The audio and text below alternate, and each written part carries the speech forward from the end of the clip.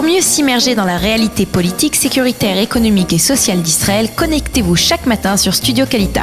Daniel Haïk vous y attend pour sa revue de la presse.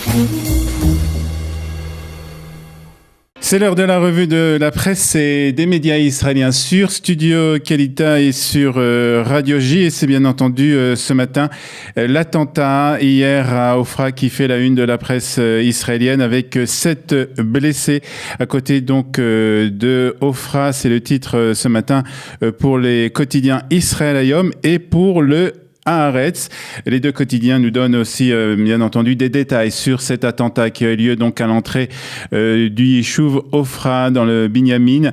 Plusieurs habitants de ce village qui se trouvait à une station de bus, explique ce matin Efrat Pourchard dans le Israël Hayom, se trouvait donc à cette station de bus quand une voiture et à son bord plusieurs terroristes palestiniens ont tiré en direction des Israéliens, des soldats qui se trouvaient à la station de bus ont eux aussi tiré en direction de la voiture, continue ce matin le quotidien, mais les terroristes ont réussi à prendre la fuite. Des recherches ont été immédiatement lancées pour les retrouver. Seul Yediot Ahronot fait état de la tragédie qui s'est jouée hier à Ofra. En effet, parmi les blessés de cet attentat, le Yediot Ahronot nous explique qu'il se trouvait une jeune femme, une jeune israélienne de 21 ans, enceinte.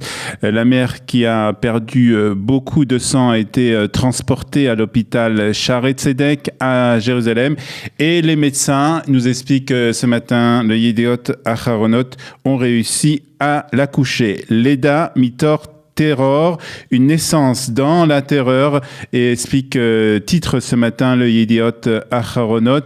Ce matin, on pouvait entendre sur Galei Tzahal que l'état de la jeune israélienne s'était amélioré. Par contre, et malheureusement, l'état du nourrisson, lui, s'est aggravé et il est qualifié ce matin de critique. C'est ce que expliqué ce matin, c'est ce qu'on pouvait entendre en tout cas ce matin dans l'édition du journal de Galei Tzahal. Lilach Choval dans l'Israël Hayom ajoute aussi que ces derniers mois, il y a eu une nette augmentation des événements terroristes en Judée-Samarie et c'est une situation inquiétante, explique donc la journaliste du quotidien ce matin, donc concernant cet attentat qui a eu lieu hier à l'arme automatique à l'entrée du Yishuv Ofra dans Binyamin. Au titre de la presse israélienne ce matin, c'est le Premier ministre qui a demandé à Naftali Bennett de préparer un programme pour favoriser la Aliyah de France, titre le Israël Hayom en page intérieure.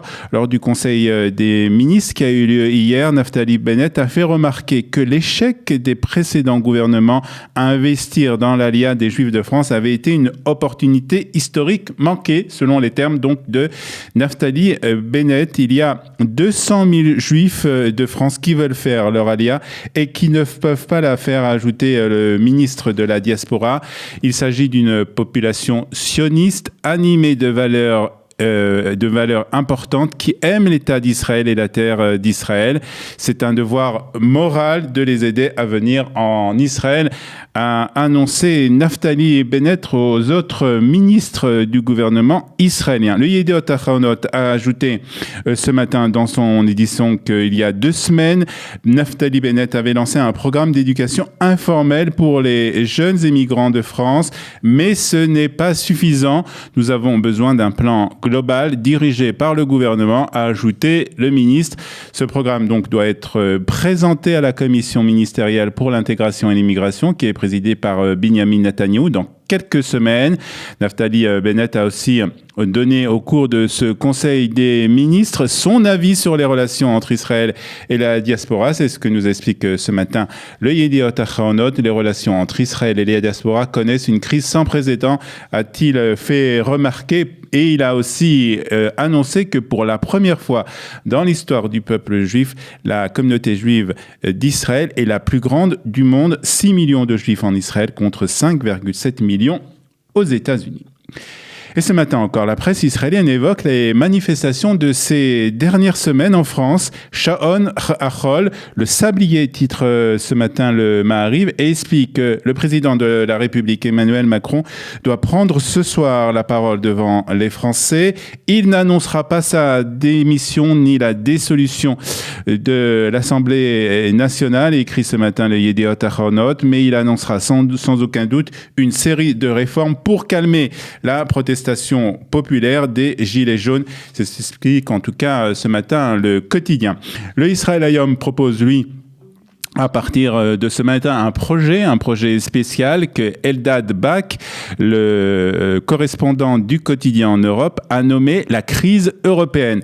En effet, Eldad Bak explique que cette crise ne touche pas seulement la France, mais l'Europe entière. De la France, en passant par la Grande-Bretagne, l'Allemagne et la Roumanie, ce sont tous les pays européens qui traversent une crise, explique le journaliste, qui va à partir donc de ce matin proposer aux lecteurs du Israël Hayom une série d'articles sur la situation de ces pays européens. Et puis, pour terminer cette revue de la presse, la mort du rossignol, titre ce matin le Maariv. En effet, Yigal Bashan, 68 ans, est mort chez lui à Tel Aviv hier soir. Toute la presse, bien entendu, israélienne, annonce le décès de ce grand chanteur israélien. C'était l'auteur de chansons qui font partie du patrimoine musical israélien, explique ce matin le Haaretz. Sivan, Sipor Katan Balev, Obo, Boi Nase Lanu Chag, autant de titres qui ont été écrits, composés et chantés par Yigal Bashan. Il était un élément inséparable de la musique israélienne. Ses chansons et sa voix nous accompagneront encore de longues années, a écrit Benjamin Netanyahou sur son compte Facebook cette nuit. Voilà, c'est la fin de cette revue de la presse et des médias israéliens. Merci à nos amis de Radio J de nous avoir rejoints. Nous nous retrouvons demain sur Studio Kalita à partir donc de 7h, heure de Paris, 8h, heure israélienne. Pour mieux s'immerger dans la réalité politique, sécuritaire, économique et sociale d'Israël, connectez-vous chaque matin sur Studio Kalita. Daniel Haïk vous y attend pour sa revue de la presse.